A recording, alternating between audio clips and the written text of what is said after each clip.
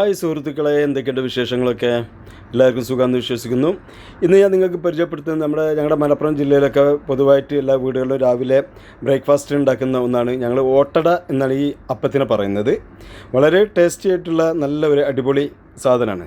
അത് നമ്മൾ കളറൊക്കെ ഒന്ന് മാറ്റി ഒരു പച്ച കളറിലാണ് ഉണ്ടാക്കിയിട്ടുള്ളത്.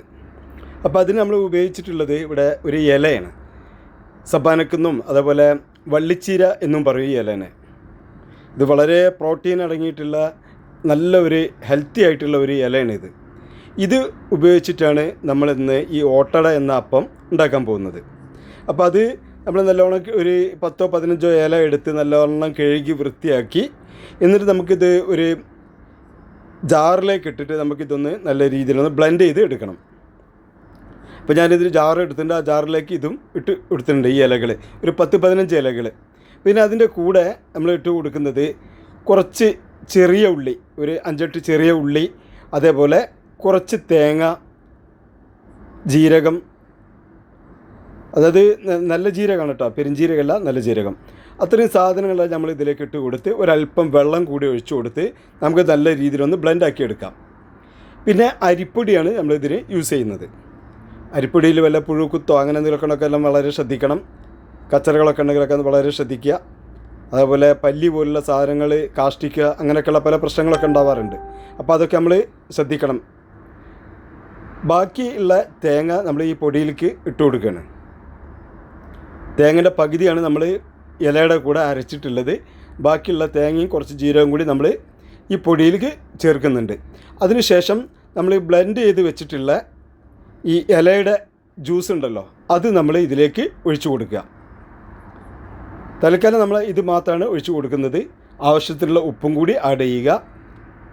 സാധാരണ പല സ്ഥലങ്ങളിലും ഞാൻ കണ്ടിട്ടുള്ളത് പൊടിയിലേക്ക് അപ്പടിയെ കുറേ വെള്ളം ഒഴിച്ച് കയ്യിൽ വെച്ചിട്ട് അല്ല മറ്റു രീതിയിൽ ഒന്നിച്ചങ്ങ് കലക്കി വെക്കാറാണ് പതിവ്.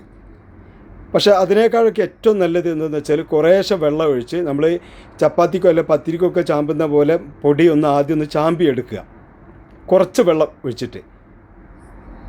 ഇപ്പോൾ നിങ്ങൾ വീഡിയോയിൽ കാണുന്നുണ്ടല്ലോ അതേപോലെ. എന്നിട്ട് പിന്നെ നമ്മൾ ആവശ്യത്തിന് വെള്ളം കുറേശ്ശെയാണ് നമ്മളിതിന് ആഡ് ചെയ്ത് കൊടുക്കേണ്ടത്.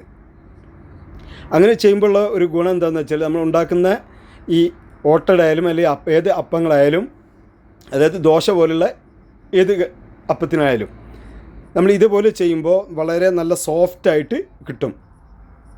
ഈ ഓട്ടടയൊക്കെ കഴിക്കാൻ വളരെ നല്ല ടേസ്റ്റുമാണ്. അതിൻ്റെ കൂടെ ബീഫ് കറി, മീൻ കറി, അല്ലെങ്കിൽ കടലക്കറി, ഇതൊക്കെ വളരെ നല്ലൊരു കോമ്പിനേഷനാണ്. അപ്പോൾ നമ്മൾ വെള്ളം അല്പാൽപ്പം ഇതിൽ ഒഴിച്ചു കൊടുത്താൽ പാകത്തിനുള്ള വെള്ളം ഒഴിച്ച് ഒന്ന് നല്ല രീതിയിലൊന്ന് മിക്സാക്കി എടുക്കണം. ഇപ്പോൾ ഞാനിത് കയ്യിൽ വെച്ചിട്ടാണ് ഇപ്പോൾ ഇളക്കുന്നത്. ആവശ്യത്തിനുള്ള വെള്ളം മാത്രം. ആദ്യം ഞാൻ പറഞ്ഞ പോലെ എന്ത് ചെയ്യണം, ചെറിയ വെള്ളത്തിൽ, കുറച്ച് വെള്ളത്തിൽ നമ്മൾ പത്തിരിക്കൊക്കെ പൊടി ചാമ്പുന്ന പോലെ ചാമ്പി എടുക്കുക.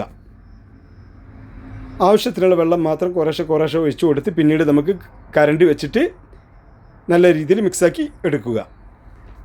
അങ്ങനെ ചെയ്യുമ്പോഴുള്ള ഗുണം നമ്മൾ ഉണ്ടാക്കുന്ന ഈ ഓട്ടട നല്ല സോഫ്റ്റായിട്ടുണ്ടായിരിക്കും. ഇത് മാത്രമല്ല അതിൻ്റെ അടിഭാഗം നല്ല ക്രിസ്പി ആയിട്ട് കിട്ടുകയും ചെയ്യും. ഇപ്പോൾ നമ്മൾ അടുപ്പിൽ നമ്മുടെ മൺചട്ടിയാണ് വെച്ചിട്ടുള്ളത്. ഈ ഓട്ടട ഉണ്ടാക്കാൻ എല്ലാവരും മൺചട്ടിയാണ് ഉപയോഗിക്കാറ്. മൺചട്ടിയിൽ ഭക്ഷണം ഉണ്ടാക്കി കഴിക്കുന്നത് വളരെ നല്ലൊരു ഹെൽത്തി ആയിട്ടുള്ള ഒരു കാര്യമാണ്. അതും വിറകടുപ്പിലാണെങ്കിൽ അത്രയും നല്ലത്. സാധാരണ എല്ലാ വീടുകളിലൊക്കെ ഗ്യാസാണ് ഉപയോഗിക്കുന്നത്. പക്ഷേ ഗ്യാസിനേക്കാൾ നല്ലത് നമ്മൾ സാധാ വിറക് അടുപ്പ് തന്നെയാണ്. അപ്പോൾ നമ്മുടെ ചട്ടി നല്ല രീതിയിലൊന്ന് ചൂടായിട്ട് വരുന്നുണ്ട്. അപ്പോൾ നമ്മൾ കലക്കി വെച്ചുള്ള മാവ് ഓരോ കരണ്ടിയായിട്ട് ആണ് ഒഴിച്ചു കൊടുക്കേണ്ടത്. അധികം ഒരു കരണ്ടി, വലിയ കരണ്ടിയാണ് ഒരു കരണ്ടി, ഒരൽപ്പം ചെറുതാണെങ്കിൽ 1.5 കരണ്ടിയൊക്കെ ഒഴിച്ചു കൊടുത്താൽ മതിയാവും. അപ്പോൾ നിങ്ങൾ വീഡിയോയിൽ കാണുന്ന രീതിയിൽ ഇത് വലിയൊരു കരണ്ടി ആയതുകൊണ്ട് ഞാൻ ഒരു കരണ്ടിയാണ് ഒഴിച്ചിട്ടുള്ളത്.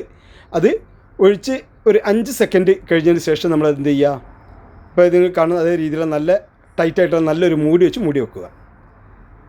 3 മിനിറ്റ് അല്ലെങ്കിൽ 4 മിനിറ്റ് ഇതിനുള്ളിൽ ഈ അപ്പം റെഡിയായി കിട്ടും. ഇത് നിങ്ങൾ വീഡിയോയിൽ കാണുന്നുണ്ടല്ലോ, വളരെ നല്ല സോഫ്റ്റ് ആയിട്ട് നല്ല, ഞങ്ങളുടെ നാട്ടിൽ ഇതിന് ആര് എടുക്കുക എന്നാണ് പറയുക. ഇങ്ങനെ ഓട്ടായിട്ട് ഇങ്ങനെ വരും. അത് വളരെ സോഫ്റ്റായിട്ട് ഉള്ള ഒന്നാണിത്. ഇനി ഇത് നമ്മൾക്ക് ബീട്രൂട്ട് ഉപയോഗിച്ചിട്ടും ഇതേപോലെ ചെയ്യാം. ബീട്രൂട്ട് ആണെങ്കിൽ ആദ്യം ബോയിൽ ചെയ്തെടുക്കുക. ബോയിൽ ചെയ്ത് മിക്സിൻ്റെ ജാറിലിട്ട് നല്ല രീതിയിലൊന്ന് ചാന്ത് പോലെ അരച്ചെടുത്തിട്ട് ചെയ്താൽ നമുക്ക് ചുവപ്പ് കളറിലുള്ള അപ്പം കിട്ടും. ഇപ്പോൾ ഒരപ്പം നമ്മൾ ഉണ്ടാക്കി ഒരു ഓട്ടട ഉണ്ടാക്കി എടുത്തിട്ടുണ്ടെങ്കിൽ രണ്ടാമത്തേതാണ് ഒഴിക്കുന്നത്. അപ്പോൾ ഈ വീഡിയോ ഇഷ്ടപ്പെട്ടാൽ എല്ലാവരും ഒന്ന് ചെയ്തു നോക്കുക. ഇതേപോലെ വളരെ ടേസ്റ്റി ആയിട്ടുള്ളതും ഹെൽത്തി ആയിട്ടുള്ളത് ഒരു ഇലയാണ് ഈ സബാനക്ക, അല്ലാന്നുണ്ടെങ്കിൽ ഈ വള്ളിച്ചീര. അപ്പോൾ എല്ലാവരും ഒന്ന് ചെയ്തു നോക്കുക. വീഡിയോ ഇഷ്ടപ്പെട്ടാൽ എല്ലാവരും ലൈക്ക് ചെയ്യുക, കമൻറ്റ് ചെയ്യുക, ഷെയർ ചെയ്യുക. ഓക്കെ. വളരെ നല്ല ടേസ്റ്റി ആയിട്ടുള്ള ഒന്നാണിത്. രാവിലത്തെ നമ്മുടെ പ്രഭാത ഭക്ഷണത്തിന് വേണ്ടിയിട്ടാണ് നമ്മൾ അധികം ഇങ്ങനെയുള്ളതൊക്കെ ഉണ്ടാക്കാറുള്ളത്. എല്ലാ വീടുകളിലും സാധാരണ വെറും അരിപ്പൊടി മാത്രം ഉപയോഗിച്ച് ആണ് ഇങ്ങനെ ചെയ്യാറ്. അതിലേക്ക് നമ്മൾക്കൊരു ഒരു ചേഞ്ച്, ഒരു ടേസ്റ്റി ആയിട്ടും മറ്റു രീതിയിലും ഒക്കെ നല്ലൊരു ചേഞ്ചിന് വേണ്ടിയിട്ടാണ് നമ്മൾ ഇതേപോലുള്ള ഇലകളോ അല്ലാന്നുണ്ടെങ്കിൽ ബീട്രൂട്ട് അല്ലെങ്കിൽ ക്യാരറ്റ് ഇങ്ങനെയുള്ളതെല്ലാം ഒന്ന് മിക്സാക്കി എടുക്കുക. വളരെ നല്ല ടേസ്റ്റി ആയിട്ടുള്ള ഒന്നാണിത്, ഹെൽത്തിയുമാണ്.